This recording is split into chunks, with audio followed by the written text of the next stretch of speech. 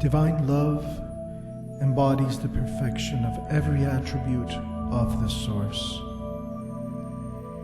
When the individual consciously enters the path of self-mastery, he must fully realize that from that point he must accomplish everything through the power of unconditional love from within his own I Am presence.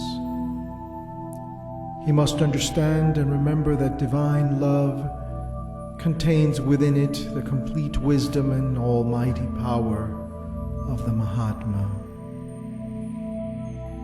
When consciously expressed within the individual, it is an invulnerable, invincible, protective armor against any negativity.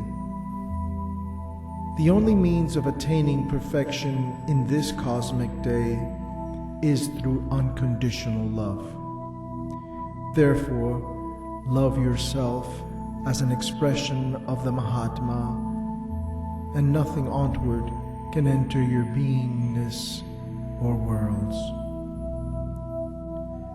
Light is the substance and energy of this cosmic day. The microtron is the unit of monadic light, of which the eternal spiritual body is composed. This body is your ever-perfect and ever-expanding form, your eternal reservoir of divine light and love. It is sometimes referred to as the white fire body because the dazzling cosmic light that it emanates is so overwhelmingly intense to the human eye that it appears to be white fire.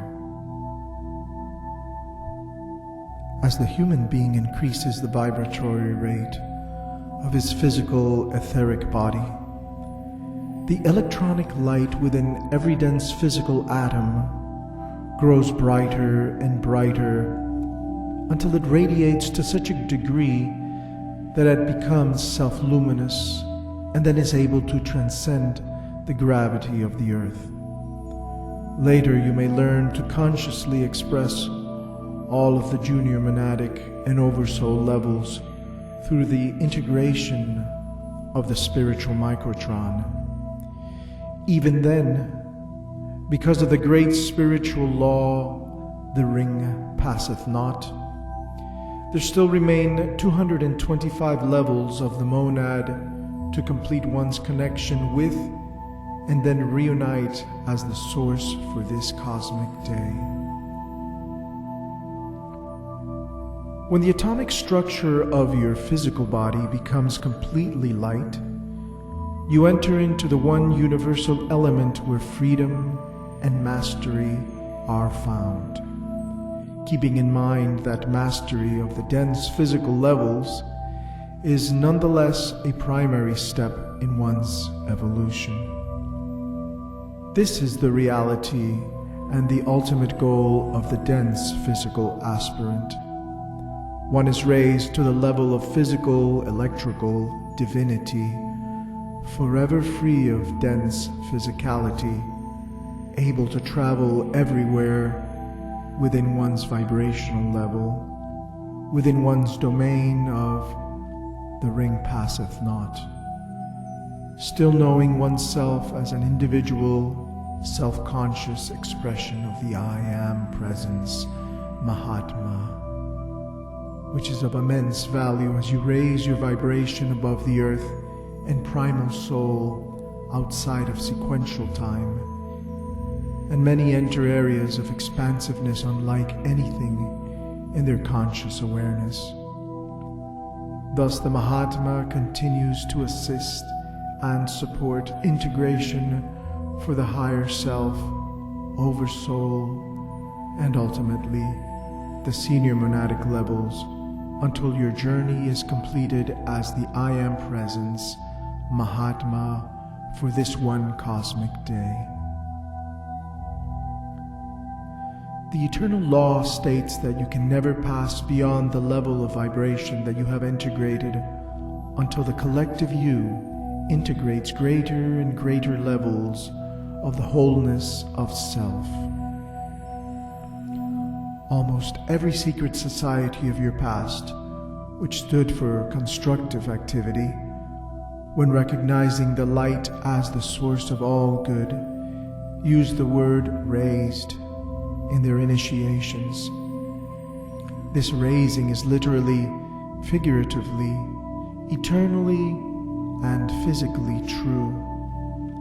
For the vibrational frequency of the physical atom is raised until it becomes the pure electronic essence or spirit, and then the microtron, the pure God substance, light, light, light. As the spiritual microtron interfaces with the physical atom, electronic body, it accelerates the physical into its divine purity and structure, creating the spiritual physical body. This eternal body remains forever perfect, youthful, strong, and free.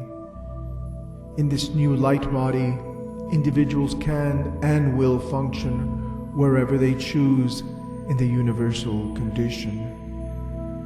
It simply becomes finer as one reconnects with the source for this cosmic day. The innate desire for this perfect condition of existence has always been the ideal of mankind. In the myths, legends, and fairy tales of every race that has ever lived on this planet are found stories of perfect beings, immortal, beautiful, eternally youthful, and all-wise. These stories all have their origin in the eternal truth of being, which humanity carries forward from age to age. This ideal image, held in the mind of man, is the master record upon which humanity was modeled in the beginning, the image and likeness of God.